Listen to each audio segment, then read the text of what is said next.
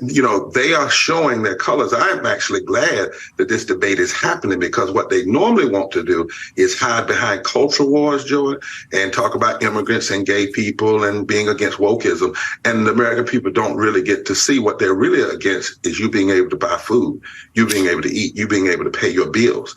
And so it's critical that we see this. But on the other side, when you see Trump making this move, autocrats have often down through history played to the working class and the poor in a time of economic tension. And the Biden administration, I think, needs to take this very seriously.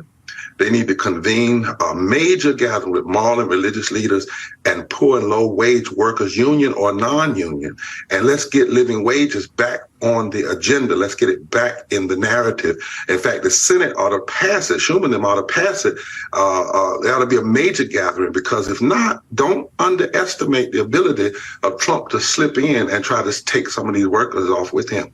Donald Trump is what Americans love. Donald Trump is what Americans aspire to be. Rich, powerful, do what you want to do, say what you want to say, be how you want to be. That's kind of been like the American dream. So he looks like a boss to everybody, and Americans love to have a boss. So, that's his appeal to me. They're panic, gang. The Democrats are absolutely freaking out that the Don is stealing their core constituency, which we're going to find out he is. The Don is single-handedly shattering the Democrat coalition and reconfiguring the Republicans into a thoroughly nationalist, populist, traditionalist party. And as a result, Trump just got the best news yet of the election. We're going to see that amazing news. And we're going to see precisely why the New York Times, the Washington Post, as you just saw, MSNBC and CNN are all collectively sounding the alarm that their worst nightmare is about to come true. Trump really is going to pull this off, and there appears little that they can do to stop it. Greetings, everyone. It is Livestream Friday. I am your host, Dr. Steve, your Patriot Professor, here to help you think better so you can feel better in these crazy and turbulent times. So if you haven't already done so, you know what to do. Make sure to smack that bell and subscribe button. We are live on both YouTube and Rumble. Super chats and super stickers are up. Send me your questions, and I will answer them in due course. And as you can see, the legacy media continues to panic. They're seeing Trump rise and they're seeing Biden fall, and there seems to be nothing they can do, literally nothing that their 24/7 propaganda can do about it, nothing that the weaponization of our legal system can do about it, nothing. Nothing is changing this calculus. And we're going to see today precisely why nothing is changing that calculus, why Trump is rising, why Biden is collapsing, and why the legacy media and their 24/7 propaganda is so utterly powerless to stop that. All that and more on our live stream Friday. Super chats, super stickers are up. Send me your questions. And before we do anything else, gang, we do have a very concerning development that's happening with regard to central bank digital currencies, what's known as CBDCs. Now, you may have noticed that up until now, CBDCs have been little more than a headline. But right now, things are developing at a pretty alarmingly rapid pace. It started with a sweeping executive order from Biden, and now central banks are even hiring for their development. Here's the thing. A digital dollar, when all said and done, means centralized control of your money. It can be used to track your purchases, control what you buy, and even seize or freeze your assets like we saw with the Freedom Convoy. And so that's why it is so critical for you to protect your money with precious metals like gold and silver. I partner with the top-rated precious metals company, Goldco, and have helped patriots move over $1 billion into the timeless value of gold and silver. And gang, now it's your turn. Right now, they're offering you up to $10,000 in free silver while supply lasts, so don't wait. Click on that link below right now and do what countless patriots have done to make sure bumbling Biden never has full control over all your money. Go to the link below to learn how you can get started today. All right, gang, let's dive right in here. So, President Trump is absolutely crushing it. How's this to start off your weekend? You ready? The latest Emerson poll is giving Trump his largest lead ever over his GOP rivals. Trump now leads the pack by an astonishing 47%. He towers over his chief rival, Ron DeSantis, 59-12. Let that sink in. 59-12. And you see him there. He's tied up with Biden. Keep in mind, in Emerson polling, Trump has never led. Trump, I believe Emerson gave Biden a +10 or so the day before the 2020 election. Okay. Trump's lead over DeSantis and the other candidates is the lead is more than all the support all the candidates can get combined. Look at this from the Hill. Trump skips past the primaries to the general.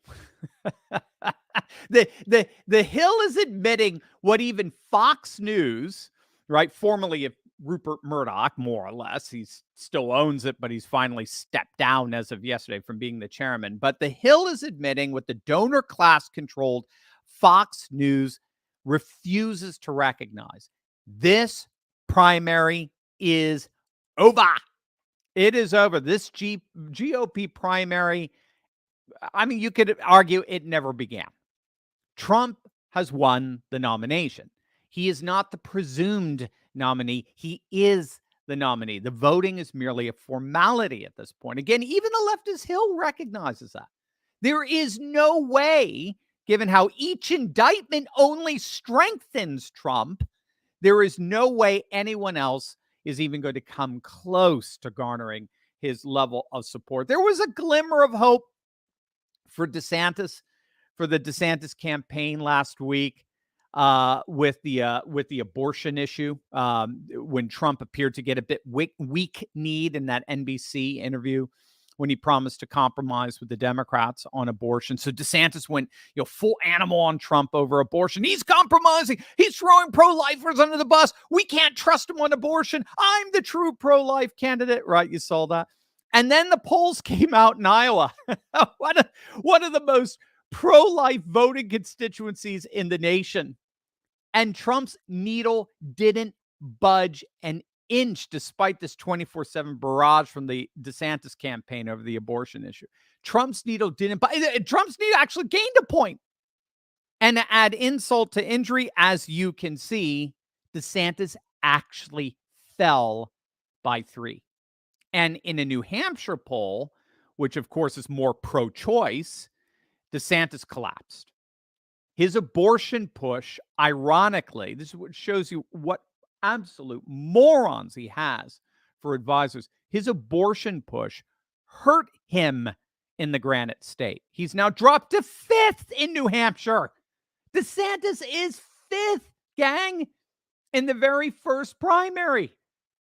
And the reason for this is obvious. How on earth are you going to plausibly pin the guy more than any other president responsible for overturning Roe v. Wade?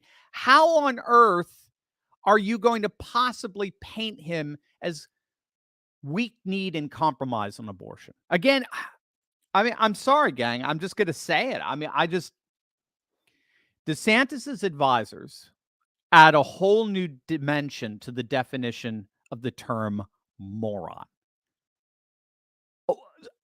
What the heck were they thinking? Trying to make Trump, the one man more than any president in our history, right, in modern history, responsible for overturning Roe v. Wade. How on earth are you going to possibly make him look weak on abortion? It's ludicrous. And the polls bear out the futility of that strategy. So that glimmer of false hope turned out to be very, very, very false indeed for DeSantis, whose campaign is done. I mean, it was done before it ever began. I mean, Ben Shapiro, Steve Deace, some other, I'm sure, yeah, well, I'm not going to, Other surrogates are doing everything they possibly can to spin this debacle of a candidacy. They've been doing it ever since that disastrous rollout on Twitter Spaces. Do you remember that? He made that announcement on the Twitter Spaces platform, with the audio platform on Twitter. And just from the get-go, it was plagued with all of those technical difficulties. I mean, you would think an event that was hosted by the owner of Twitter, Elon Musk, a guy who's a little experienced in sending rockets into space, you would at least think he'd get the technical aspects of the event right. But alas, I mean, the whole event, it started a half hour late. It was plagued with microphone feedback. You remember this? The audio stream cut out multiple times. There was even a time where it looked like DeSantis had left the chat. I mean, it was so abysmally bad that even Biden, freaking bumbling Biden, trolled DeSantis, tweeting out, "This link works." It was a link to his campaign fundraising page. I mean, I'll give him that. It was so bad. And the level of tortured gaslighting that DeSantis' supporters went through. Oh, he raised $1 million from it. See, it was a success. I mean, the gaslight, that's where it all started. And it makes the train wreck of this campaign all the more cringeworthy to behold, to be honest with you. And this Emerson poll for Trump, by contrast, of course, frankly, it's just the tip of the iceberg in terms of him completely running away with this. When you do the general election matchup, look at the latest from CBS YouGov. We talked about this a couple of days back. Trump is now winning the popular vote. Again, he never led with CBS YouGov polling. Never. Now he's leading 50-49. He's got a majority. But take a look at Trump's lead among independents in this poll. He's beating Biden by almost 20 points, 57-42, which, by the way, tells you there was a whole lot of fudging going on with that final 50-49 result. Lots of skewing the results there. But Trump's lead, I mean, we can obviously assume is much bigger than that, given that skewing. Plus, Trump always outperforms the polls, whereas Biden always underperforms them. And again, that's exactly what we're seeing with the Harvard-Harris poll. Latest Harvard-Harris has Trump up by 4. If I recall, this is the third Harvard-Harris poll in a row that shows Trump with a significant lead. The latest from Fox. Remember, Fox polls always skew notoriously to the left, but even Fox has Trump up by 2, 48-46. Again, with double-digit lead among independents. So to the latest Signal poll, Trump is up by 2, 46-44.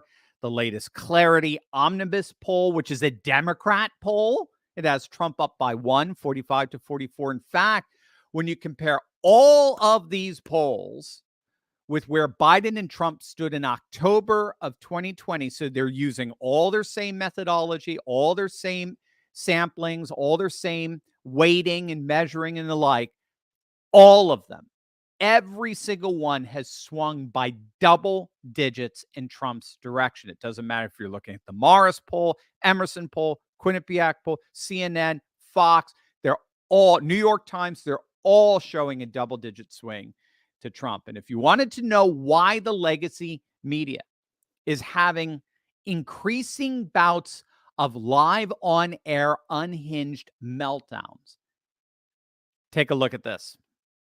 This is the electoral map as it stands right now. If the election were held today, and then keep in mind, with all these polls, Trump always overperforms the polls. Biden always underperforms. If the election were held today, it would be an electoral landslide. 312 electoral votes. Remember, in 2016, Trump was the first Republican candidate to win over 300 electoral votes in 30 years since Bush in 1988.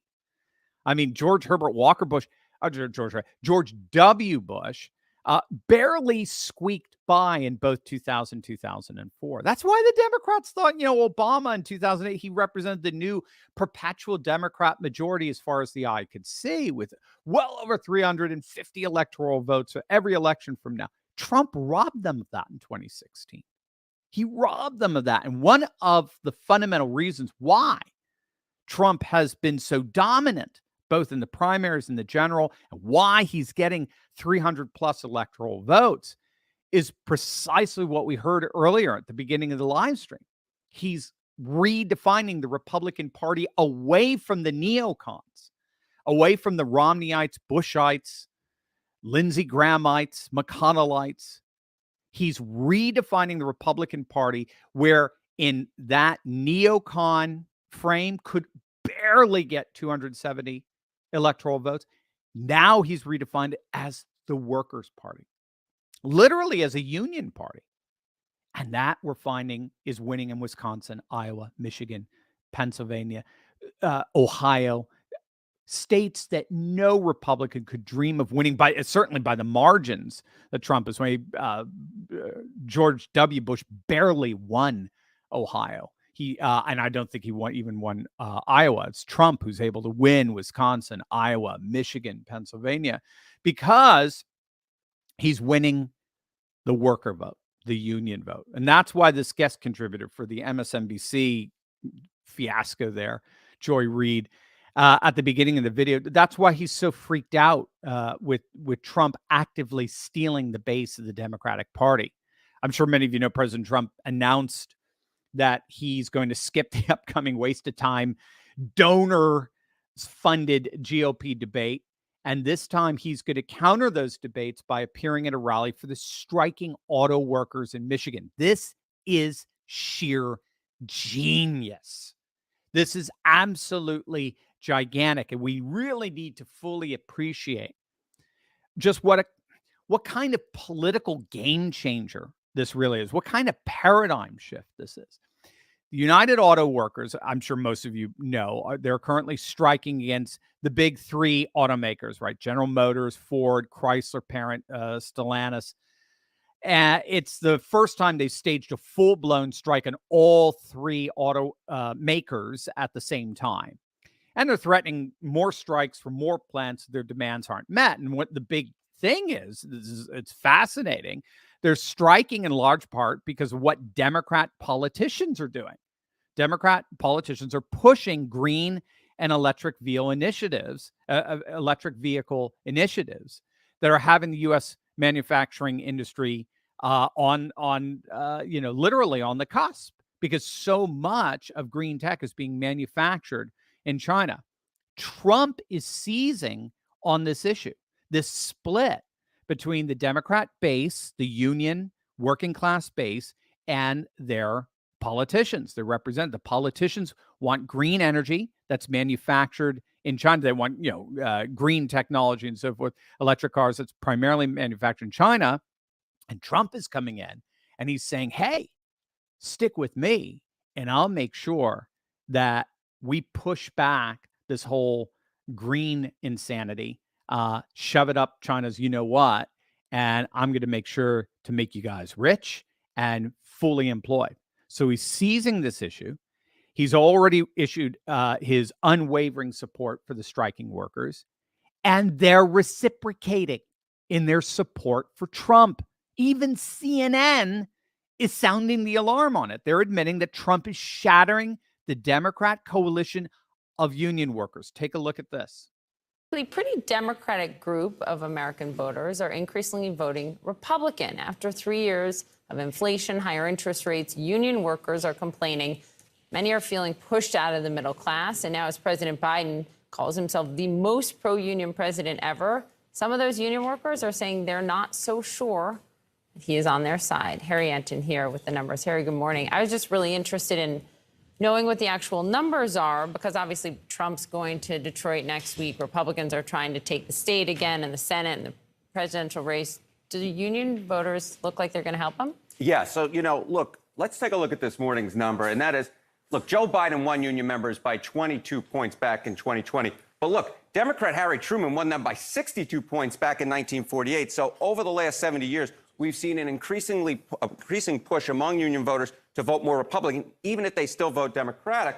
And I will note this. There is a massive divide within union members between college graduates and non-college graduates and how they vote. Among college graduates, look at that. Joe Biden won union members by 46 points. But among non-college graduates, Donald Trump actually won them by 6 points. So there's been a real shift, especially among non-college graduate union members. But there's also been a real shift in terms of demographic changes, right? What's that been? Yeah, so how about this? Share of union members with a college degree, voters, in 2020 was 51%. Back in 1952, it was just 2%. So we've seen union members become increasingly more part of the college-educated group. And more than that, you know, we talk about who are union members, right? 2022 workers who are union members. Look at that. 33% of those in the public sector are part of a union. Among the private sector, it's just 6%. This number was basically triple 40 years ago. Private sector members, union members, have dropped a ton, guys. This is panic. They're seeing 2024 turning into 2016 all over again. And I'm going to show you exactly how. But first, gang, you need to click on that link below and learn how to stick it to the establishment by using their own corruption against them. You know exactly what I'm talking about. Companies like BlackRock have been bribing corrupt politicians like Nancy Pelosi with insider trading secrets for decades now. They know a whole host of trading secrets that gives them an unfair advantage when picking stocks. But did you know that thanks to a little-known SEC database, well, guess what? We can have access to those very secrets as well. We get to see what stocks these corporate CEOs are buying up in real time, and then we get to piggyback on their trades to gain the same advantage for ourselves that Pelosi and the crooks in D.C. have. My friend Ross Givens, he's been tracking insider trading for years now, and his recommendations have led to investment returns of over 200%. Some of it as high as nearly 1,500%. And gang, now it's your turn. Click on that link below right now and learn how you too can learn to trade like Pelosi. Click on that link and learn how to gain an insider advantage for yourself today. Insider advantage, they are awesome, gang. You're going to love them. Click on that link. Ross is amazing. All right.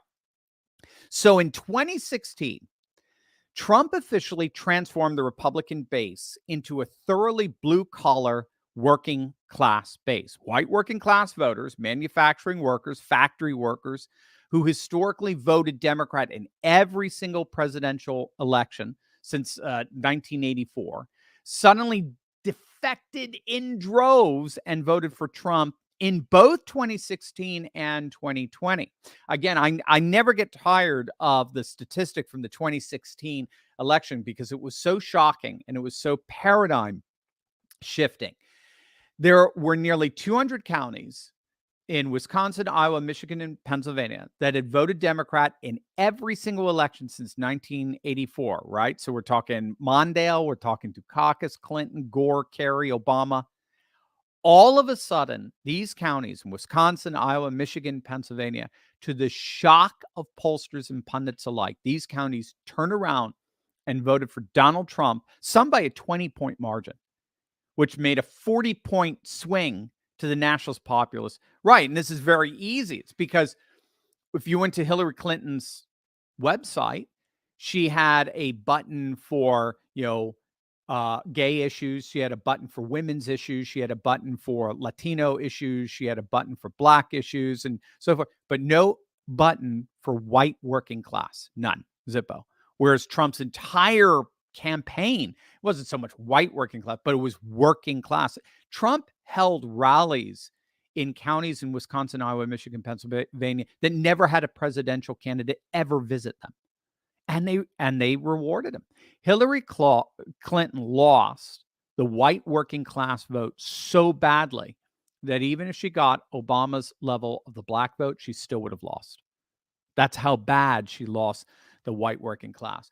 But now it gets even worse because since 2016, the horror of horrors of Democrats is happening. Now the non-white working class is increasingly defecting to Trump. Again, we've got to remember, Obama won non-white working class voters by a near 70-point margin back in 2012. He clobbered Romney by nearly 70 points with the non-white working class, Latinos, Blacks, and so on. In 2020, Trump ate into that margin quite significantly, but it was still overwhelming for the Democrats. Biden beat Trump by 50-point margin. among non-white working class. But you could already see the shrinkage from 70 to 50 in a matter of what, 8 years, right? But now, according to the latest polling, Biden's lead over Trump with this one solidly Democrat constituency has dropped in some polls to just 10%. So we've gone from 70% in 2012 to 50% margin pro-Democrat in 2020 to now in 2024, just about a 10% margin. The Democrat margin for non-white working class voters has plummeted, and they can't win with that small of a margin. They have to have that 70-point or 50-point margin. They can't win with a 10-point margin.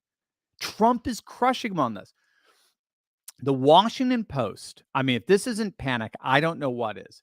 The Washington Post just published a piece that found that Trump is seeing levels of minority support that no Republican has reached in half a century. We talked about this in a video a couple of days back. And what they did is they looked at 5 high-quality polls in the last 30 days, and they averaged them out. They compared them. They looked at and averaged out 5 high-quality polls from all different pollsters, different methodologies, different weighting systems, and the like. And what they did, the Washington Post, is they averaged out Trump's support among Black voters and Latino voters. And they found that Trump's support among Black voters averages right now among 5 high-quality polls to 20%. This is double what he got in 2020. 20%. And an unprecedented averaged out 42% among Latinos, which is about 10 to 15% more than what he got in 2020. So make sure you get what the Post is doing here, right? They're not just reliant on a single poll like the New York Times poll. They're looking at 5 what they called high quality polls over the course of the last 30 days, and they're seeing numbers that they couldn't even have imagined seeing for a Republican in the last 50 years.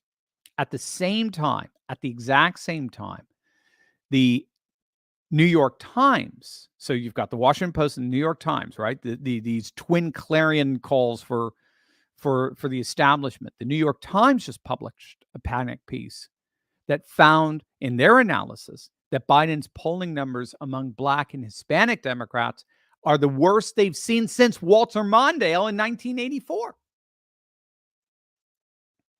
Democrat analysts have not seen this low of support among minorities for a Democrat presidential candidate since the Reagan landslide that utterly obliterated Walter Mondale in 1984. So the Washington Post is seeing this massive surge, particularly among non-white working class voters for Trump. And the New York Times, at the same time, is seeing this massive hemorrhaging for Biden of non-white working class voters. So we're seeing the calculus here. Trump is surging and Biden is collapsing with non-white voters. This is why the ultra leftists over at MSNBC are having their live on-air meltdowns. The working class, particularly the non-white working class, once the foundation of the Democrat coalition has shattered, it's shattered and it's now fully aligning itself with Trump. And this upcoming rally with the United Auto Workers, it's only going to solidify that political realignment. And what's making things even worse for Biden, as if things couldn't possibly get worse, is that this unraveling of the Democrat coalition. What happens when a coalition unravels? Almost inevitably. What happens? You see energized third parties. That's what you see in Europe all the time, right? You see energized third parties, and that's exactly what we're seeing on the side of the Democrats. So you've got Cornel West. He's far left populist. He's doing his thing. He's siphoning off 4-5 points consistently on all the polls. As a matter of fact, I don't think I've seen a single poll. He's running on the Green Party ticket. I haven't seen a single poll where Cornel West is added in, which he will be, where Biden is in the lead. Trump blows away Biden in every poll where Cornel West is factored in. But it's not just Cornel West, right? You heard Robert F. Kennedy Jr. He's suggesting he's considering running a third party or independent candidate if he fails to secure the Democrat nomination because of all the shenanigans that they're doing. They're actively trying to thwart, just like they did with Bernie Sanders. The powers that be in the DNC are actively thwarting RFK Jr. from getting a fair shake at the nomination. And then to add insult to injury, you got Joe Manchin. He just headlined, a few weeks back, a third-party gathering known as the No Labels in New Hampshire. Right? Fueling speculation that he's going to be challenging Biden as a third-party candidate in 2024. He's thus far refused to endorse Biden. He's refused to rule out a third-party challenge. He's not going to get he's up for re-election in West Virginia. He's down like by 40 points. I mean, he's not getting reelected, and he knows it. So if he's going to stay in politics, it's going to have to be a third-party challenge. So you may actually have 3 separate third-party challenges to Joe Biden, all coming from the left. It doesn't get worse than that. So all of this is to say that Trump continues to not just get amazing news. It's actually the best news thus far of the campaign right now. From everything I have looked at this week, Trump is on top of his game. You guys are seeing him in Iowa. You're seeing him signing shirts and so forth, right? He was signing the shirt of that lady on her lapel, shall we say, in the DeSantis campaign. It's like, I can't believe it. That's so inappropriate. And everyone's like, dude, you're only upset because no one would ask you to do that. No, and you wouldn't even know what to do if they asked you to do. Whereas the Don is just king, man. He just every room he walks into, he sucks up all the oxygen, rearranges the whole world around himself. I mean, the guy is on the top of his game as far as this campaign is concerned, both in the primary, which is over, and in the general. Now, having said that, as always, this, as you all know, I don't need to tell anyone this is no time to get complacent. The Democrats and their rhino allies like Jack Kemp, the pseudo-Republican in Georgia, the McCainites in Arizona, all part of the establishment uniparty. The legacy media, they are all galvanizing to throw absolutely everything they have in their power to prevent Trump from reascending to the presidency. Nothing is past them. They do not want to give us the opportunity to even vote for him. That's how wicked these people are. And so that means we have to do everything we can to galvanize, organize, and rise up like never before and do everything we possibly, from ballot harvesting, get out the vote campaigns, especially in Pennsylvania, for example, in key swing states, Steve Bannon's precinct strategy. We have to do everything we possibly can to make sure that 2024 is the single largest patriot blowout the world has ever seen. And if we do that, the world will never be the same. Over to you, gang. Over to you. As our moderator, Josh, assembles your questions, don't forget, I'll be back. That's right. He is back. It's time for you to show your support and celebrate the great return by clicking on the link below and getting your very own Trumpinator 2024 bobblehead in preparation for Donald Trump's glorious reascendancy to the United States presidency. This collectible bobblehead from Proud Patriots is made with the highest quality material and really is a must-have for any Trump fan who wants to send some energy towards what's shaping up to be the single most glorious political comeback in history. Now, don't wait. There are just a limited number of these collectibles. You don't want to be caught paying way more later on eBay from someone who just bought one now. So whatever you do, don't wait. Click on that link below right now and show your support for Trump 2024 today. I got mine. Here's mine. I'm going to put them up. And the coolest thing, I got to say, I love these boxes even more. The boxes are so cool. You see that? Well, let's put Trump up there. Yeah, there it is. That's my bobblehead. I love him. He's awesome. All right, guys, what do you got for me? What questions we have? Rumble chat. Thank you, sir, for the Rumble chat. Crash Bandit supporter. Thank you for the gift. PV is giving out driver's licenses to illegals, plus signing up people with DL to vote.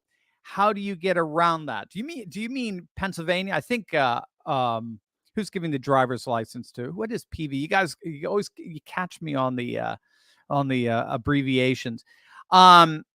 Yeah, so absolutely. Again, they're going to pull out all the stops. They're giving out driver's license to illegals. They're trying to sign up illegals to vote. Look, this is why if Republicans are smart, like what we're seeing with Josh Shapiro, what he announced in Pennsylvania with automatic voter registration. If Republicans are smart, okay, Rich Barris was talking about this. They would. Let me take a step back. Because I think this is important. All of these efforts signal that the Democrats are panicked. They're getting Fettermaned. They recognize their party is imploding. Their coalition is unraveling. Especially in Pennsylvania. Red Eagle has been really good of late talking about how basically the Pennsylvania Democrat Party is Fettermaning, falling apart. So these antics are indicators of desperation on the Democrats' part. They have no other choice because they know they're going to lose. That said, Rich Barris, People's Pundit, my favorite pollster, he's arguing that if the GOP were smart, we would realize that this is the time to gobble up and register as many Republicans as possible. Because you have to understand, the moment they're registered, either with a driver's license or actual voter registration, the voter database for the Republicans that the Republicans could exploit just grew exponentially. And so if they have a massive get out the vote operation, if they talk about two fundamental things, crime and wokeness, what we find not just here in the United States, but all over the world, those two issues, doesn't matter who you are, doesn't matter if you're a minority, whatever, those two issues galvanize people like nothing else to vote conservative. And that's why Trump has to be the nominee, because no other GOP candidate is appealing to this, non-white working class demographic anywhere near as much as Trump is. So that would be my thing. It's number one, it's a sign of desperation. And number two, ironically, with these registrations, whether it's licenses or whether it's registered to vote, that gives you a database like you never even dreamed to follow up on and get those people to vote Republican, vote MAGA. And they will, because they hate wokeness and they hate crime. Those are two things they absolutely hate. So there you go. Excellent. Thank you, Crash Bandit. Mitchell, good to see you, my friend. Thank you for the gift. What do you think of Biden creating this new gun control branch? Do you think people will challenge it? Of course. It's the same. He's New Mexico. He's New Mexicoing. And you have to understand they're doing this out of desperation. They're doing this because they can't get legislation passed. They can't get the Supreme Court on their side. They can't get individual blue states to do anything, i.e. with the New Mexico debacle.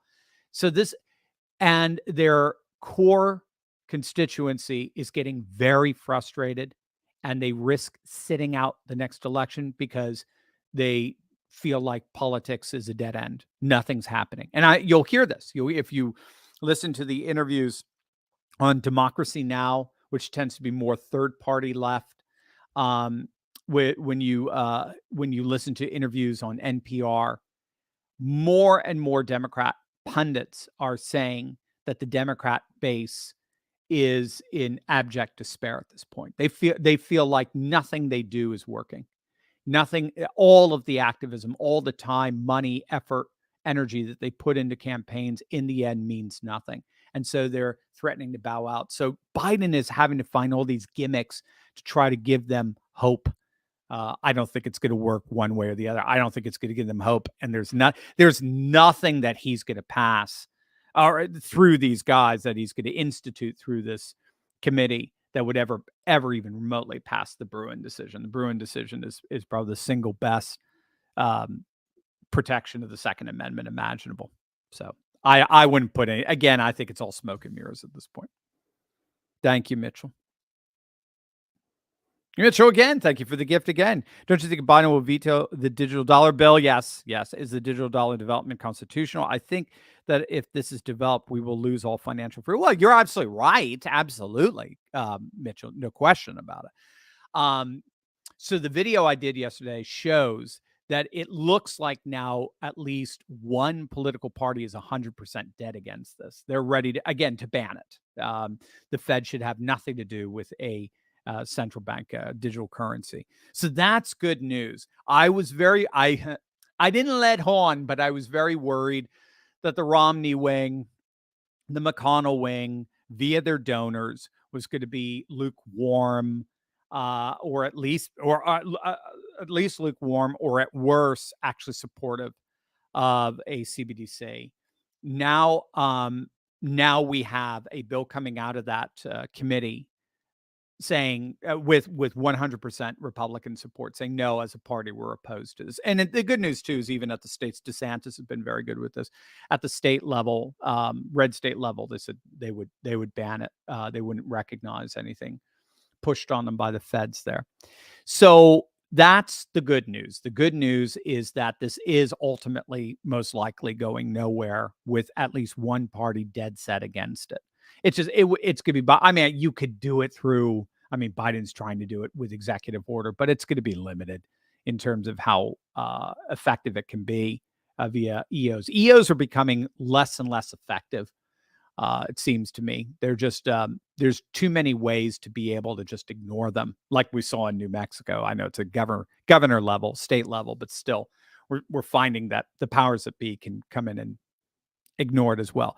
But what you just said is absolutely true. CBDCs, by definition, are the loss of financial freedom. By definition, that's the way they're supposed to function. So I did the video yesterday and talked about how they relate to DEI and diversity, equity, and inclusion initiatives, and ESG, environment and social and governmental issues. It's more that because the WEF pushes more ESG standards, and Elon Musk said the S in ESG stands for satanic. But what ESG standards do is they're measurements that hold businesses accountable to inflicting woke standards on their consumers. And the digital currency fits into that, just as businesses get credit scores through DEI and ESG. So consumers are going to get credit scores, and our credit scores will come ultimately through CBDCs. That's how they'll track what we do. And those credit scores will determine our life chances. Life chances are your ability to access opportunities to increase your material conditions. And they will shut down your bank account. They'll shut down your financial opportunities. They'll shut down any possibility of you getting a loan or a mortgage, accessing education, you name it. They'll shut it all down. And again, the insanity is I could be convicted of murder and still have a bank account. I could be convicted of murder and still have a bank account, but I can't be accused of violating politically correct norms and still have a bank account. So that's how it works, you see. So you're absolutely right, Mitchell. But I think we're going to be able to fight back. It's serious, and that's why you get Goldco. I'm a huge supporter of having some money in gold and silver, real estate, actual classical money. But I do think we'll be able to fight back against, because again, it's just so incredibly unpopular, not just here, but around the West and around the world. Hi, Q. Thank you, sir. Thank you for the pound sterling. At this point, the Pentagon has become a bank with all the money coming and going out of it. Pentabank. I love that. That's exactly what it is. Unfortunately, it's part of the feudalized system that we're living in today. I've often heard it in the European context as neo-medievalism, in terms of Brussels basically assuming the role that the Holy Roman Empire, Holy Roman Emperor, and the Pope once assumed over the whole of the continent. And we're seeing it here through the dolts in DC. Absolutely. It's just billionaires and bureaucrats have teamed up, and the military industrial complex is one of the single most lucrative industries within the new billionaire class that are inextricably linked to bureaucrats. And it's a revolving door. We saw that with Barney Frank, who sat on the board of Signature Bank. Now, what does he know? This former Massachusetts congressman, what does he know about banking? Well, nothing. But he's the author of the regulations of the bank, the Dodd-Frank bill that regulated banks and the like. So he passed a regulation that the banks wrote, and then as compensation, when he was done as representative, the banks took care of him and gave him a nice, cushy 6-figure salary sitting on the board, just like they did with Hunter Biden. Burisma, right? Paying him $83,000 a month for just having access to Joe. So here you go, HiQ. It's all business model. It's going to take a lot of time for us to clean these guys out and put in some real populist represent. You're always going to have corruption, but this is corruption. This is a system that it actually runs on corruption. That's where we are today. Thank you, HiQ. BW. Think Hunter indictment make Joe cling to power to pardon. Yeah. Well, yes, Biden can always pardon Hunter. I don't even think we'll see Hunter on trial before the 2024 election. If you notice, I leading up to things, I thought the indictment was exciting and the possibility was fun. But the more and more I read and listen to it, the more I listen to people like Robert Barnes, who are really, lawyers who are experts in this, the more I see this just as just a whole boondoggle. I mean, now that he's indicted, he can plead the fifth. And now they can plead the fifth. He's immune from being brought before a congressional committee to testify. He just pleads the fifth, and there's nothing they can do. They can't force him to not plead the fifth. So he could stay silent the whole time. Whereas if he had immunity, there'd be no basis for the pleading of the fifth because he can't be prosecuted. So anyway, I just think at the end it's a boondoggle. I think we'll bring down Joe in other ways other than Hunter. Thank you, BW. Thank you for the gift. Reza, I got new prescription glasses. I'm still getting used to them, right? I've got far-sighted and nearsighted, like two different ways. All right. So if Trump is reelected, he needs to immediately declare the 2024 election was the most secure in history. I love it, Reza. I love it. Absolutely. This was the most immaculate, pristine, best election ever. It was huge.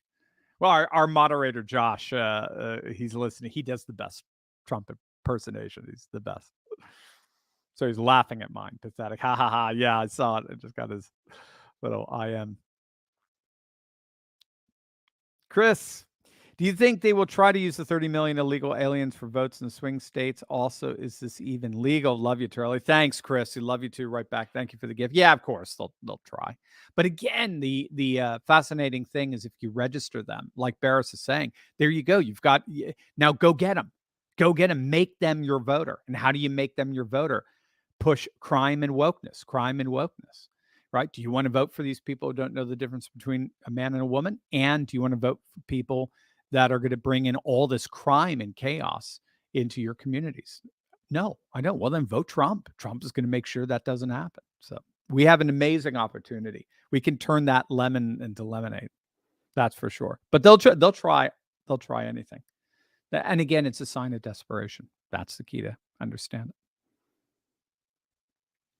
Prince the Cats, thank you for the gift, sir. Imagine if they told the truth on Biden's real approval rating. I mean, you have 39 there. I think you're being kind. Yes. That's the thing. He always underperforms.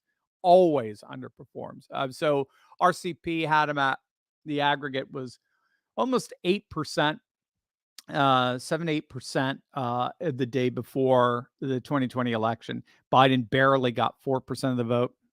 With all the shenanigans, and when all said and done, he only won by about 40,000 votes, 10,000 in Arizona, 10,000 Georgia, 20,000 Wisconsin, and then a judge in Wisconsin 2 years later declared all those 200,000 of those votes null and void because they violated Wisconsin's very, very strict mail-in ballot laws. But hey, oh well. Yeah, it's just, I mean, again, like I said, they run the whole thing on corruption, so nobody buys it anymore, and that's the beauty of it. Remember, states only function on something called legitimacy.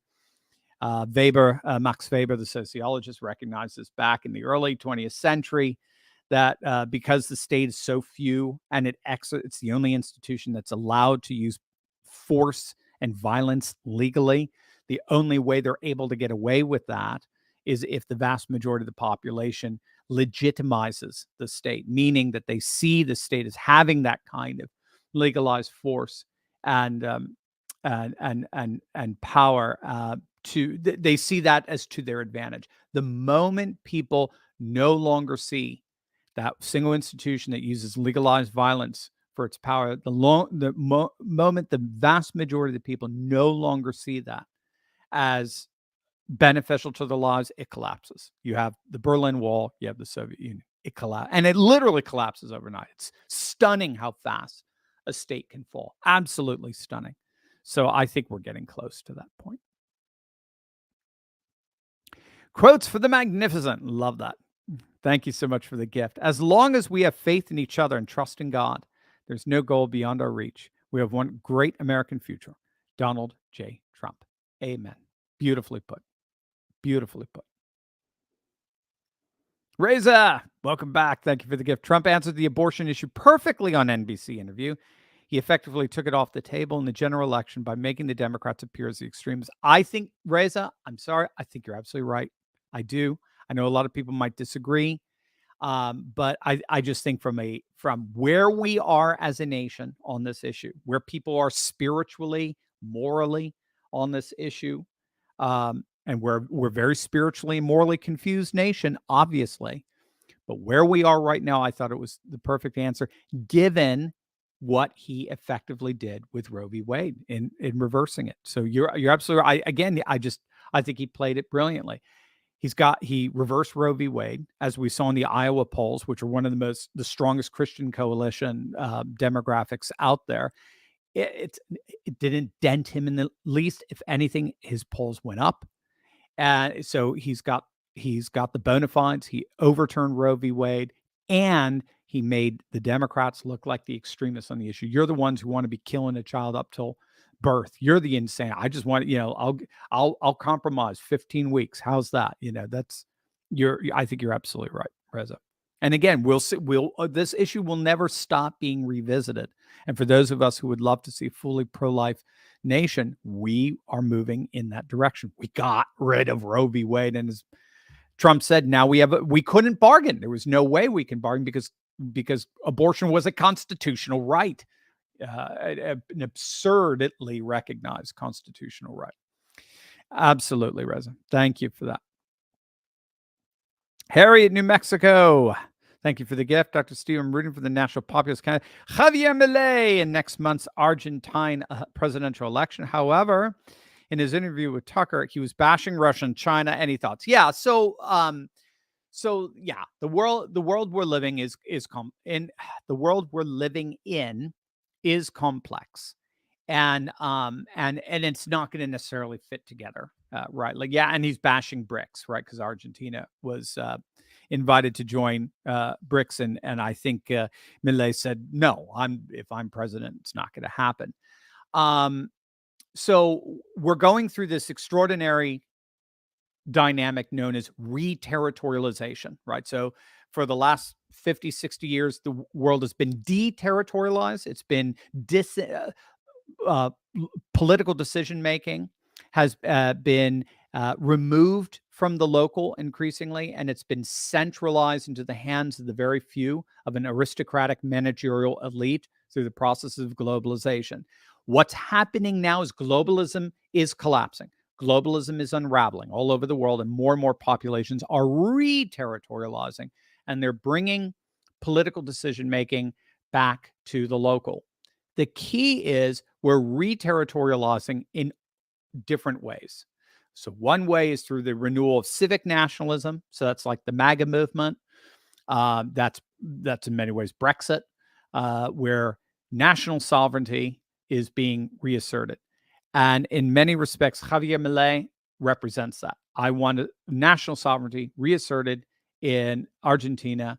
I want to reinvigorate our economies, very pro crypto, just like Bukele, Nayib Bukele in El Salvador. And as a matter of fact, he's basically channeling Bukele's campaign. Bukele has a 90% approval rating because he's knocked down crime by literally 98% with his super prisons and the like, and he's restored order to the streets. And Javier Milei, though he's much more libertarian, but he basically wants to revitalize Argentina in the same way. Then you have another manifestation. That's the civilization state, the rise of the civilization state. We're seeing that in China, Russia, India, Turkey, Iran, to a certain extent, Israel, interestingly enough. And this is where the ancient cultural identities, the religious, ritualized, civilizational identities are rising up again. And they're claiming a world of their own, a world within the world. So they tend to be very big and titanic and colossal and the like.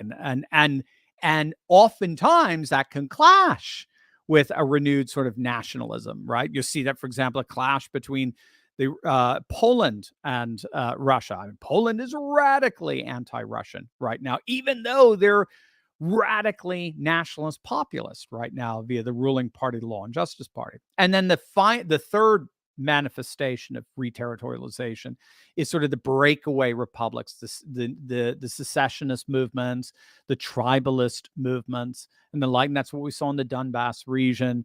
That's what we're seeing in Transnistria, for example. That's what we're seeing in the latest craziness that's going on between in the Karabakh region in Armenia, between Armenia and Azerbaijan. That's what we're seeing in Texas, so there's these breakaways. So there's all these different dynamics happening with this one meta dynamic, re-territorialization. So this is a way of framing why two forces that are, we would say, on the right, like Javier Milei in Argentina and Putin in Russia. This is why they could actually be clashing. It's just creating a new clash, and that's not to be unexpected. So Javier Milei is no fan. Neither was, by the way, Olavo de Carvalho of Brazil, who was the intellectual force behind Jair Bolsonaro.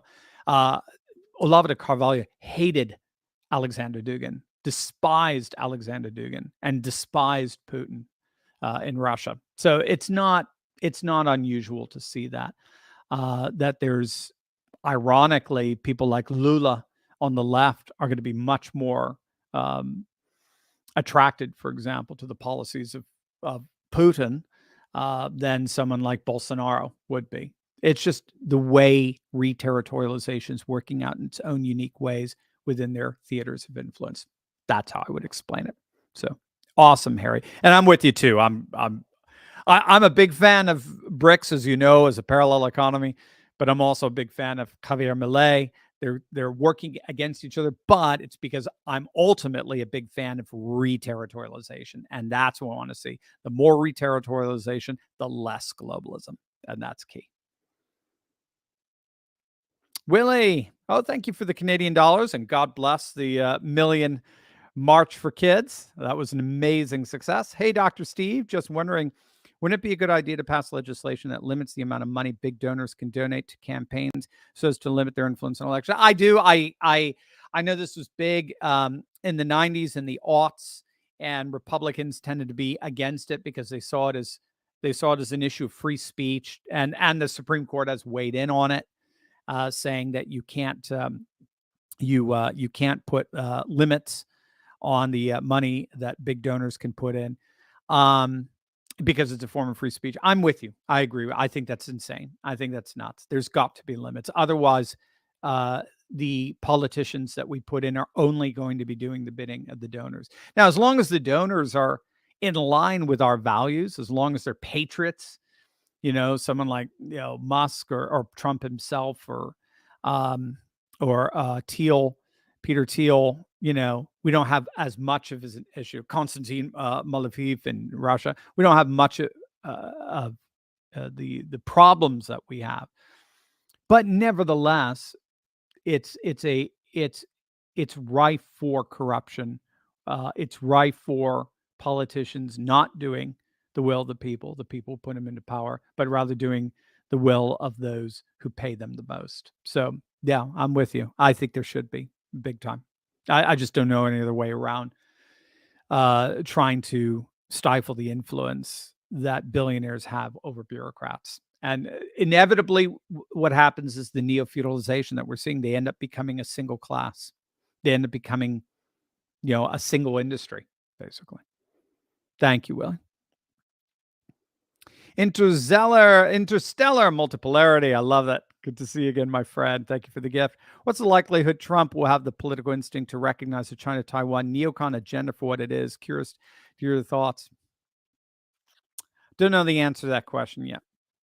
I'm getting the sense that he's finally getting it.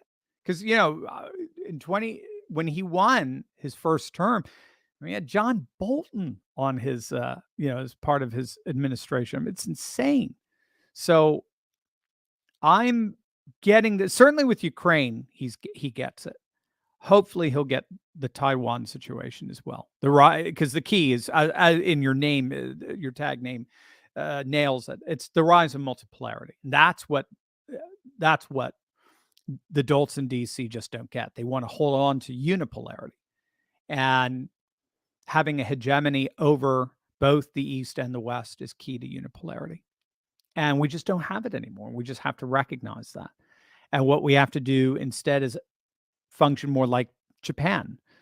Japan seeks to balance power with China in all kinds of ways, but without the arrogance of thinking you're going to transform China into Japan. It's never going to happen.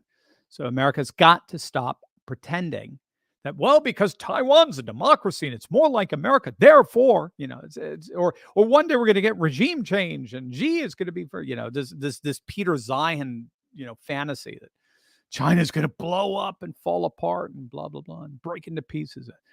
It's just not going to happen. It's just part of the unipolar pipe dream. Although Zion recognizes, at least he recognizes a multipolar world rising. But I'm with you 1,000%. I just hope he does. I hope he sees it.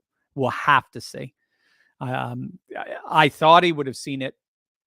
Of course, multipolarity has gone on steroids since the 2016 election. I thought he would have seen it, but in his first term, but he didn't. He didn't. He kept us out of wars, but neocons still ran the show when it came to our international policy. I think no way around it. So hopefully a General Flynn is in there, and hopefully General Flynn gets it. They could still, even among patriots, they could still default to unipolar habits. So let's hope they don't, because the unipolar world's dead. The more they think it's alive, the more dangerous the world gets, ironically.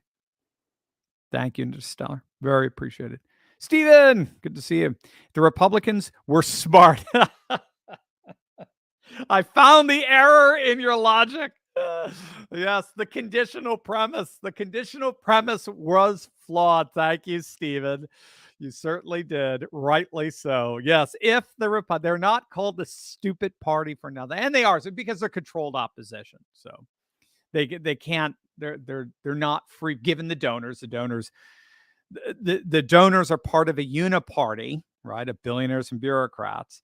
The donors are part of a uniparty that has inflicted wokeness on us to keep us all compliant with their agendas.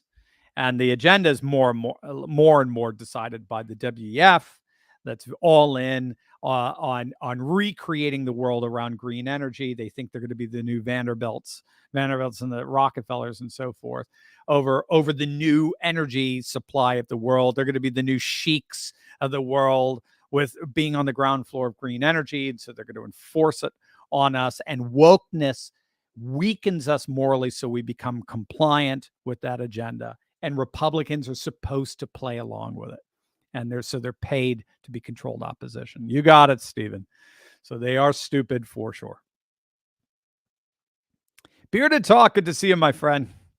How do we stop the steal in blue county swing states so Trump can get back in office? That's critical and needs action. Thoughts? Yeah, so I do think there's 3 overall strategies. Well, 4. 4 is the first one is we come out in storm like never. 2, ballot harvesting in evangelical churches. It's the SoCal strategy. It's worked 2 elections in a row, 2020 and 2022, in Southern California in districts that are +4 Democrat, where Republicans have won, and won pretty well, pretty decisively by a couple of points, again, in +4 Democrat districts, because a constituency that votes 80% Republican, but only comes out at about 50%. If you go and you harvest their vote at their churches where they are, a constituency that votes 80% comes out at 90% levels. So we're winning astronomically like that. Third, wherever they're trying to register voters, automatic registering voters, like we're seeing in Pennsylvania and so forth, or even illegal voters, that, just like Rich Barris is saying, that is your golden ticket.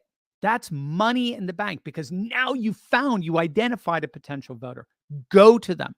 So you have to mobilize a massive get out the vote campaign when blue states do automatic voter registration, or even if they're registering illegals, you've got their address, you've got them in the database. Run to them and get them to vote Trump by pushing 2 issues.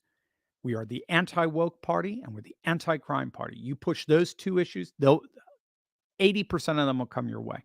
So I think you do that. And then Steve Bannon's precinct strategy.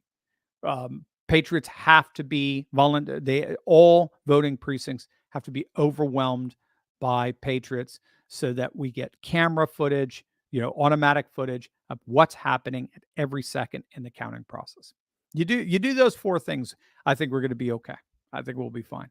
Again, with Bumbling Biden falling apart, I mean, he's helping us for sure.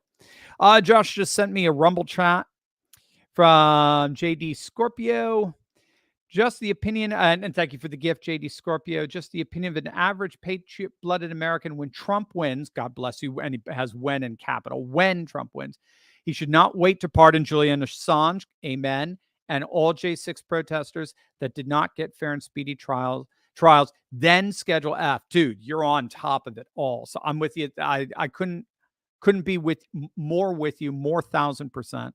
He's got to pardon Julian Assange. Everything we're seeing now happening in this weaponized legalism is precisely what Julian Assange warned us about, because he exposed secrets, and basically what we're seeing, particularly with the Mar-a-Lago situation, what we're seeing is they're attempting to convict Trump of saying that he has ultimate authority over all secrets, whereas the deep state saying, no, we have ultimate authority over all secrets. Trump is saying, as the commander-in-chief, I alone constitutionally have the right to classify or declassify whatever I want. The deep state, Jack Smith and the deep state, are coming and saying, no, we have that ultimate authority. You don't. And that's precisely what Julian Assange said. Julian Assange said, in effect, with WikiLeaks, that the moment the deep state thinks they have ultimate authority over all the secrets of our nation, they can do this kind of debauchery. They can engage in this kind of corruption. But the moment we expose the secrets, they can't anymore. Right? That's the key. Right. So anyway, that's, to me, that's why Julian Assange is a hero, and the J6 protesters, absolutely. And then Schedule F, if implemented, would in effect probably fire at least 50 to 60,000 deep state permanent Washington workers, literally overnight. So I'm with you 1,000%. Brilliant, brilliant Rumble chat. And Joshua, Rumble chat. Generalissimo Liberty, thank you. Good to see you over at Rumble. Now that Trump is two-pack and minorities are voting more Republican and many other issues, does that put New York, California, and Illinois in play more than normal? And what about New Mexico, Hawaii going red too? I do. I think it's a tall order to see them turning red. But yes, I do think when you start to see the minority base of the coalition moving in the MAGA direction, that's why they're going illegal. That's why now they're turning to illegal immigrants. But again, Latinos are going to Republicans faster than any other Democratic group. So it has the potential just biting them in the arse big time. We'll see. I just read the latest. California's on track of losing 5 more seats by 2030 because of population decline. So many people are leaving. It's just, they've just had it. And so you're just left with this ultra left group. 90% of their population in California are all coastal populations. So the rural folk are leaving, or they're doubling down like Shasta County and becoming, patriot states and sanctuary counties. And so all that's left is your far left wing constituency in the coastal cities. Now, if a number of them start breaking away and going MAGA, going populist left, and lining themselves with the populist candidate, regardless of right or left, it's over. I just see them falling apart. What we got? So, Seven of God, yes, good to see you, sir. SOG, I saw the Pioneer Press call those like Matt and others rebels for stalling McCarthy in passing things the donors want. They don't see how that looks to the people, do they? No, absolutely. I love the Pioneer Press. By the way, I looked up. Oh, it's upstairs. I looked up the MAGA. I start losing it. My brain loses after about an hour. The anime manga, I think that's what I had in my head. The anime that you recommended, but I didn't see it on my channels, my various channels. I even checked out Netflix. I don't like admitting that, but I even checked out Netflix. They didn't have it, so I'm going to keep looking for it. So I have not forgotten. I've got it written down up there. So no, I absolutely. The legacy media defaults to the permanent political class, the ruling class, the establishment. They have nothing else. That their frames. They don't even have frames of reference that can imagine reality beyond that. Anything else is evil, terrible, racist, bigoted, and so forth. But McCarthy's he's bending the knee. At least McCarthy is able to read the tea leaves. That's for sure. He's politically astute enough to recognize that he plays with the MTGs and with the Matt Gaetz, where he fails to play with them at his peril. He knows where the party is. He sees Romney leaving. He sees the Bushes defeated in Texas. He sees Liz Cheney falling apart. He knows where the party is. So he'll go with them. So media can say whatever they want. Nobody is listening to them anyway. Servant of God again. Thank you, sir. Also, ESG, evil satanic garbage. Had Holy Spirit point that out. Amen, amen. ESG, evil satanic garbage. Love it. Couldn't agree more. Servant of God. So a Japanese anime commercial for McDonald's is making wokes freak out. I, for one, want more salt, so more of this, please. So there you go. All right, I'll have to check it out. Oh, I love it. Japanese anime commercial for McDonald's making the woke freak out. I will check it out. Thank you, SOG. Bearded Talk, thank you again. Are court cases versus Trump being used because left doesn't have a plan or resource at poll sites to steal? Yeah, that's the general consensus that we're getting right now is all these indictments, all of these attempts to bar Trump from the ballot, these are all ironically admissions They're admissions that they do not think that they're going to be able to engage in the same pristine election, the most the cleanest, most honest Boy Scout election in human history, like they did in 2020. They just don't think they can do it again. 2020 was unique. Now, again, we saw it in Maricopa County in 2022 with Katie Hobbs. We saw that, but even there seems to be efforts at sort of fortifying the election in a way that won't.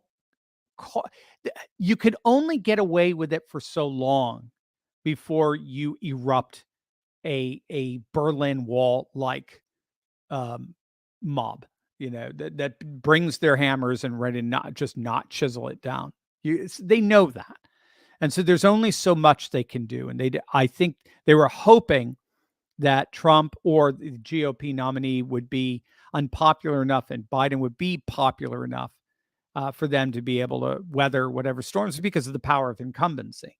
Incumbents don't lose. Generally speaking, incumbents do not lose. Something extraordinary has to happen for an incumbent to lose, just historically speaking.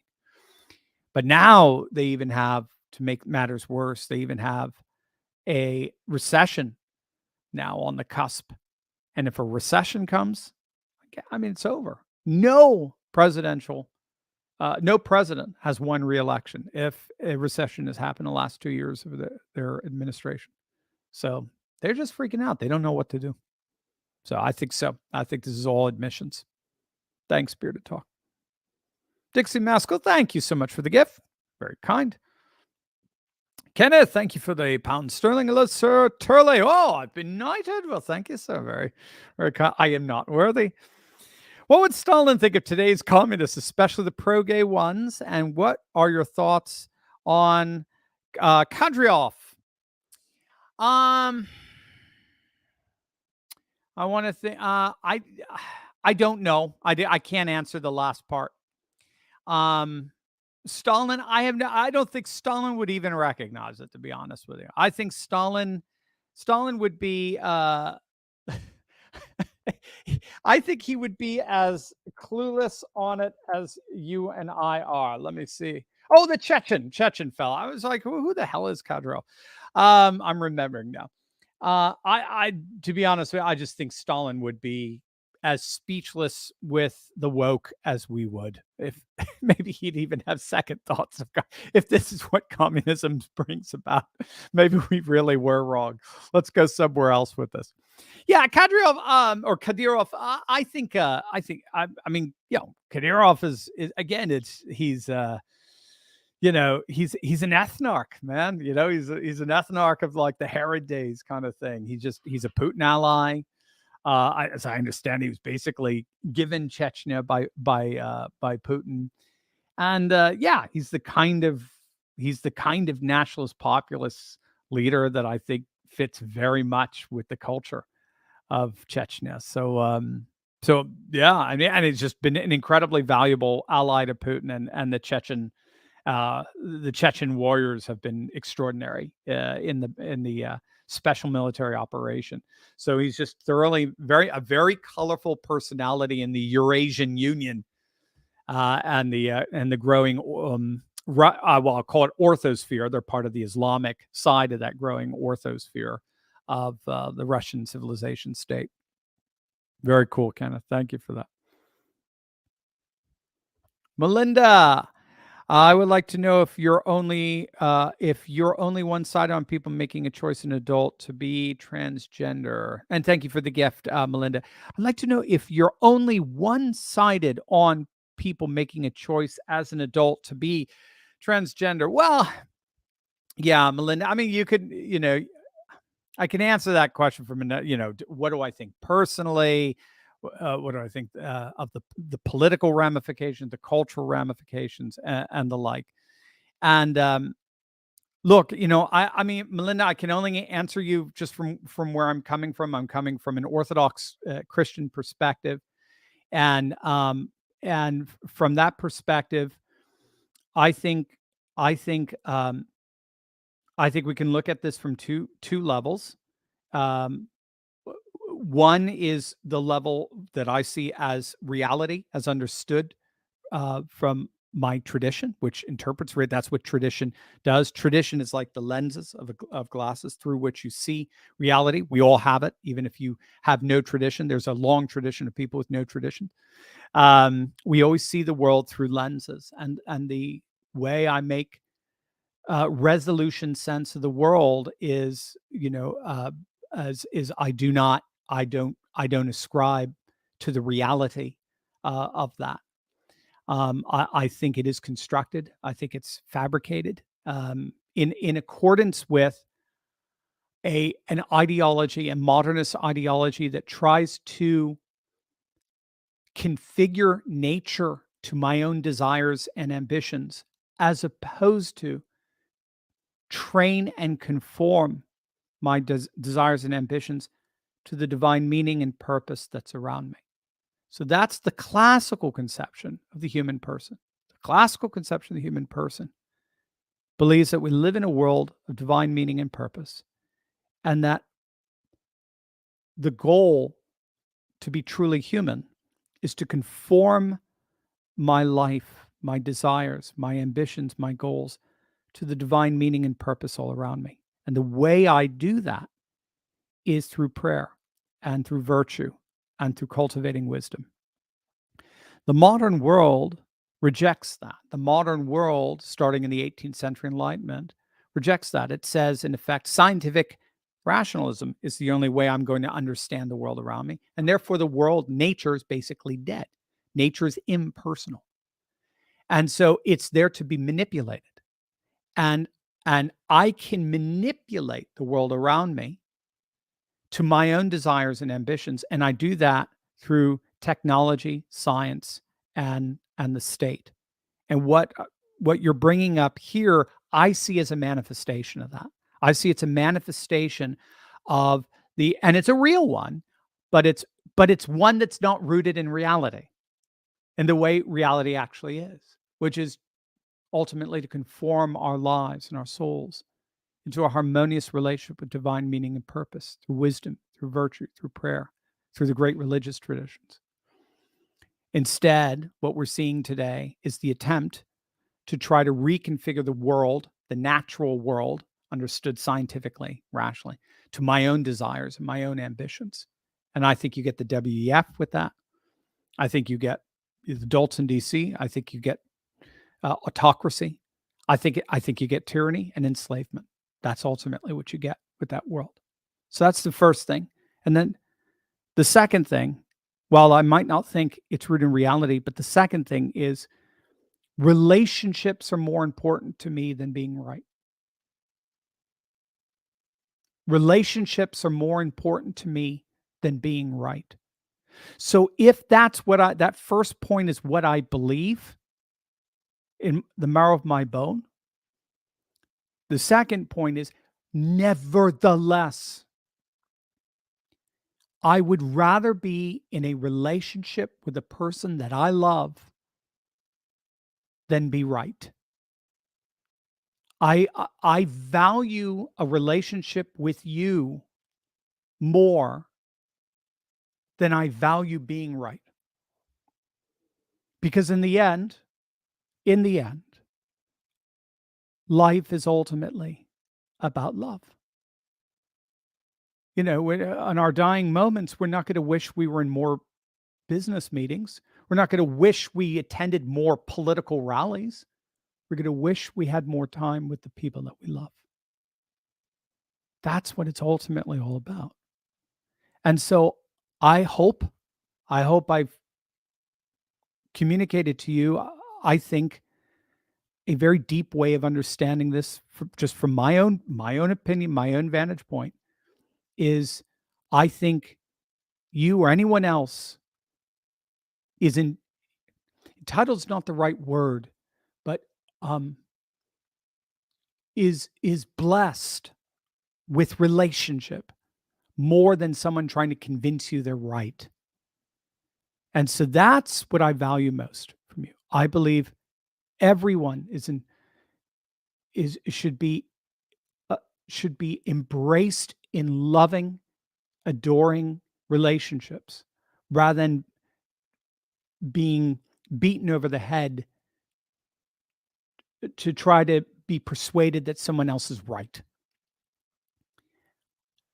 So I put those two together, hopefully in love, because that love that's at the heart of life is precisely that which ultimately does conform our hearts and our souls to the divine meaning and purpose around us. And the bridge between the two is a cross. The bridge between that divine meaning and purpose that we're ought to be conforming our lives to, and then our falling short and our inability not to do it, that is bridged by the cross. And the cross involves one arm in eternity and another arm grabbing us in time and bringing us together.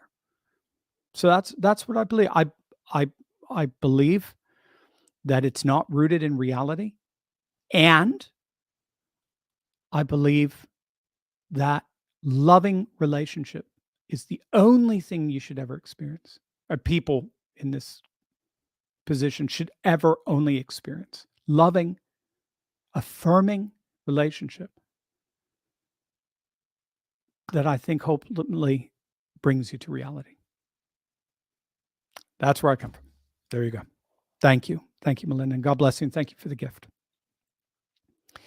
W.P. Morrison, is Mitch the Frozen Wonder McConnell? Staring contest winner. He's a staring contest winner. Is Mitch the Frozen Wonder McConnell the Rhino's version of Fetterman Howard? Oh, wow. That's an awesome connection. What if he starts wearing hoodies, maybe? How are these people, including Feinstein, allowed to stay in office? It's because we don't put them in office in the end. We don't put them in office. No one can run against Feinstein. How are they going to run against somebody with tens of millions, hundreds of millions of dollars at their disposal? How are they going to run against? It's just, and again, with the election machine and everything behind it, I just don't see it. So, no, I'm with you. I mean, they're there because the donor class wants them there because they're puppets. They're not expecting people.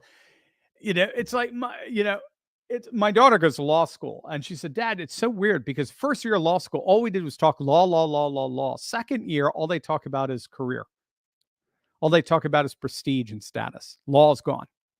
And I think that's what happens to a lot of people. They run for office and they're really idealistic. Think of AOC, really idealistic. Then they get into office and then they realize nobody here in this town cares about people or politics or issues. They only care about power and affluence. That's it. And if you play the game right, dude, that little, 5-figure salary you get, that's going to turn into 7 freaking figures. So that's it. Lord Niblick, good to see you. God bless you, my friend. We are confident the digital currency privacy bill will be made into law. Are we confident? And will Trump make debanking illegal? Trump 2024. Well, so reverse. I think Trump's going to go full animal in the deep state. So yes, I think I just, when he wins, when we galvanize and we get together and we ballot harvest and when he wins in 2024, I mean, this is going to be something like we never even imagined. I think that's why Tucker's asking him, are you worried about assassination? I mean, this is crazy. Digital currency privacy bill. It will not be turned into law as long as Biden is there, as long as the Democrats are in the Senate. But it shows that at least we've got one political party that's ready to push back against that completely. And that's all you need. Yeah, you need at least an advocate that's going to push back, and we'll make sure they do. We won't let them go on that one. Raven, Wrighton's desk. Good to see you, my friend. Thank you for the gift. It's crazy to watch these MSM interviews. The host constantly interrupting the person they're interviewing, but then turns around and complains that the person interrupts the host. Yeah, it's just for show. It's literally a circus sideshow. It's bearded lady stuff at this point. And they know it. They know they're infotainment. They know they're nothing more. They know they're just there to push, uniparty establishment propaganda. They know that. They have no choice with big pharma being their major advertisers and the like. So this is what made Russell Brand so dangerous, is he was running around exposing it.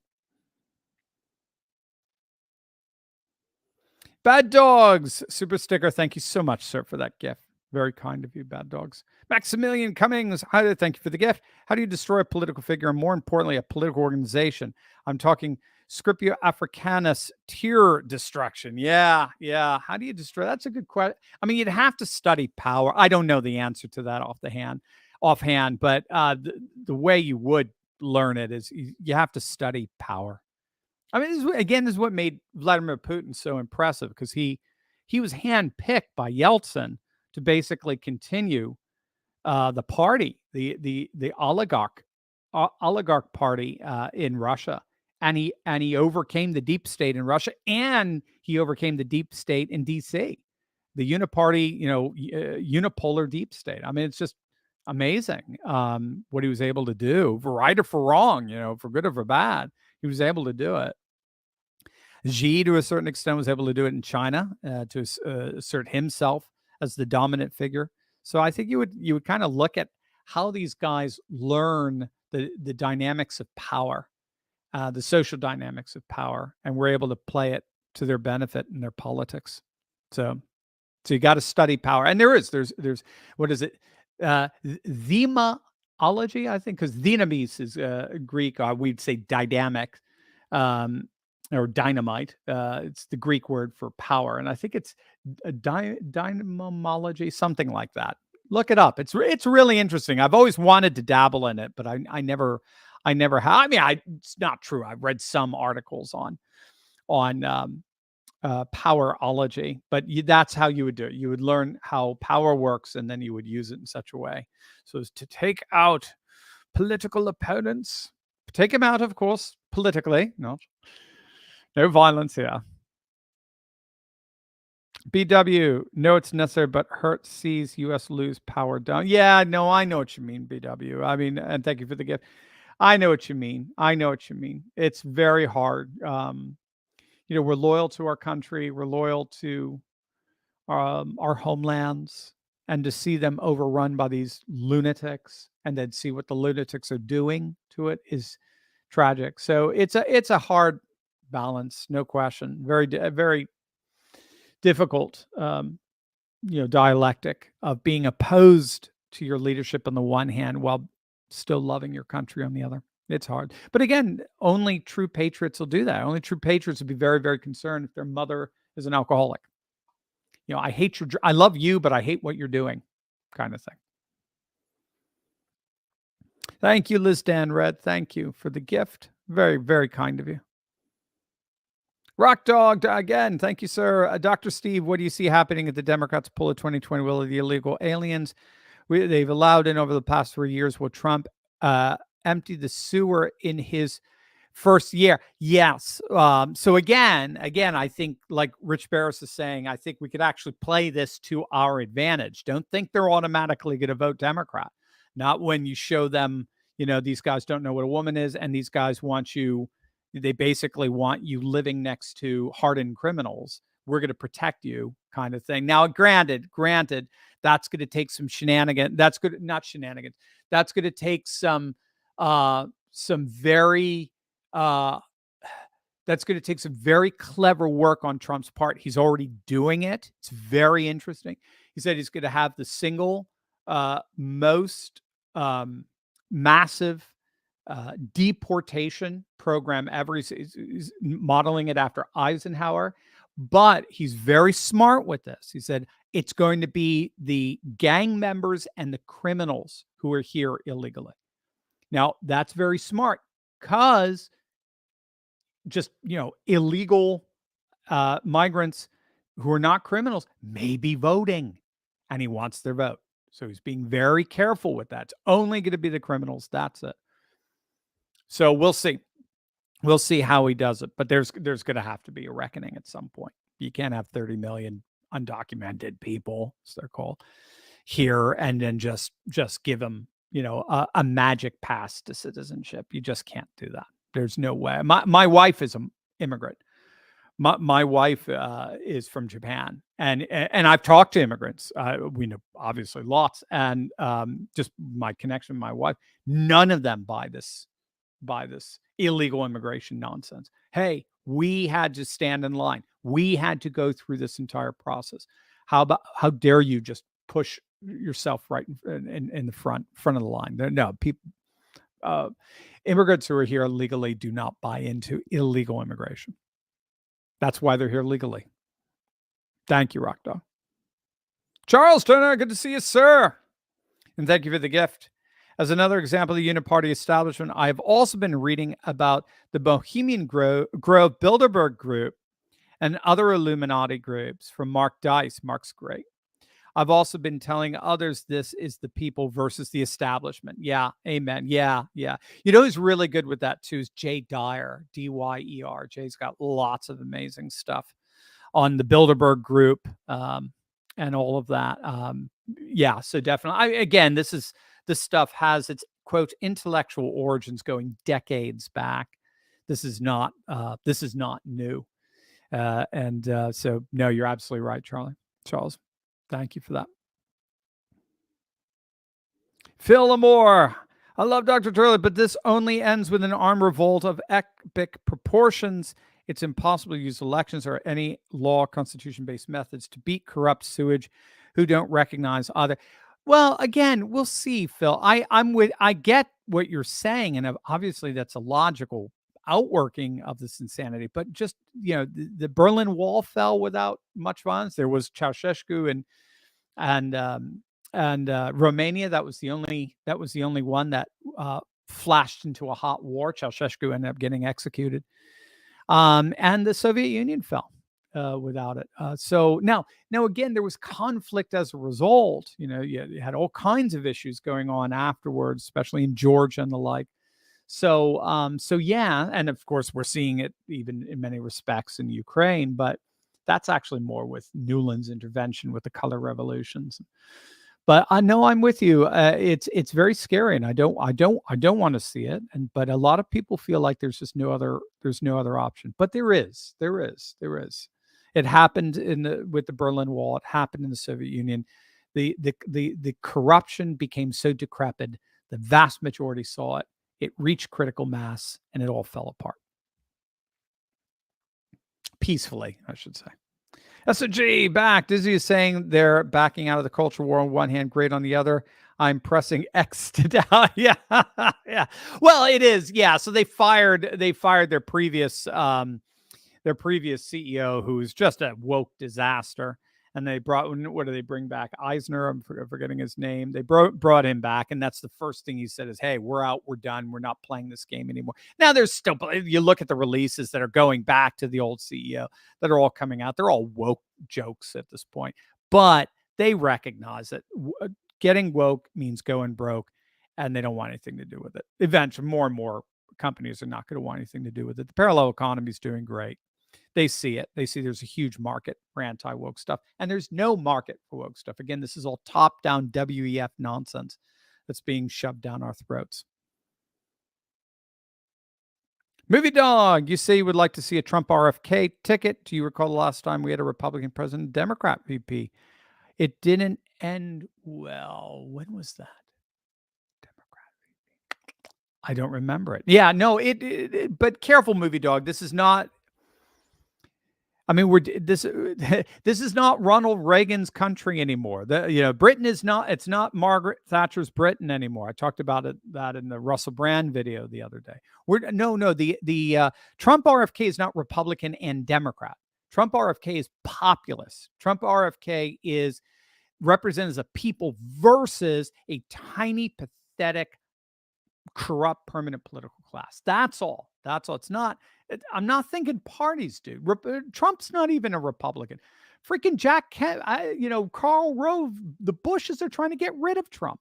So you got to think beyond it. He just happens to be in the Republican Party, but he'd be redefining the Republican Party as a thoroughly populist party, a people versus a permanent political class. That's where I'm coming from with that. Thanks, Movie Dog. William Alfano, should we worry about these indictments? No, not at this point.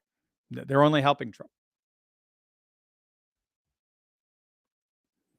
The Kiefer 522. Hey, Doc, do you think Biden is stubborn enough to stay in office despite his own party seeming to be pointing him towards the exit? I think you're absolutely right. He's already become the great albatross for Dems in 2024 as it is. Yeah, I think so. I think again, I don't think he's the one calling the shots. I think there are people calling the shots behind him, and they see him as their only base of power. If anyone else comes into power, Michelle or Gavin Newsom or even Kamala, they would be pushed out. So they're keeping him out as a shell for them staying in power. So, yep, he's being very stubborn. He is being, Weekend at Bernie's is being very stubborn about staying in. James, I bet James from Georgia start jamming again. So, yes, I've been playing a little bit, James. I have. I've been playing again. So yes, we'll hopefully see. It hurts, man. Gee, my fingertips are so. But I don't know if you noticed, the nails are growing out a little bit. That's how you always know I'm playing, is my nails start growing out. So we'll see what I can pull out for you guys at some point. Let's see. AO 1968, the year I was born. Is Salty your wayward son? I see the resemblance. Salty, my way. You think he's my son? Oh, you cut me to the quick. I feel old now. I feel old. I would be proud to have Salty Cracker as my son. There you go. Cut me to the quick. AO 1968. 1968 is my birth. Maybe I can't be his dad. I'm not that old. Love it. I see the resemblance. We're just two handsome men, two handsome salty crackers. SOG, your best bet to see those anime is DVDs. Okay, some are on the site. Check Play Asia. They get stuff out fast than most. Okay, I shall Play Asia. Very good. We got another one here. Rumble CJar from Rumble. Crash Bandit. Oh, sorry. Yes. Rumble chat from Crash Bandit. The left keeps claiming my democracy. In hindsight, it makes a lot of sense why they want to get rid of Pledge of Allegiance from our schools. When I was going to high school in Oregon back in the 90s. Yeah, absolutely. They're post-American. That's to understand the modern left today. They're post-American. They're fully globalist. Look at any mission statement of any school. It's never, we want to make great Americans. It's, we want to make great global citizens. That's what they're all about. So yeah, don't worry. I mean, they're falling apart. It's all part of a dying empire in the end. Is that it, Josh? I believe that's it. All right, guys. I love you. Have a wonderful weekend to all of you. You're the best. Keep it up. Let's rock and roll again. Great news. Best news thus far for Trump. Let's keep going. Let's go all the way, guys. Click on that link. Get your little bobblehead. He's the best, the Trumpinator. Love you guys. God bless.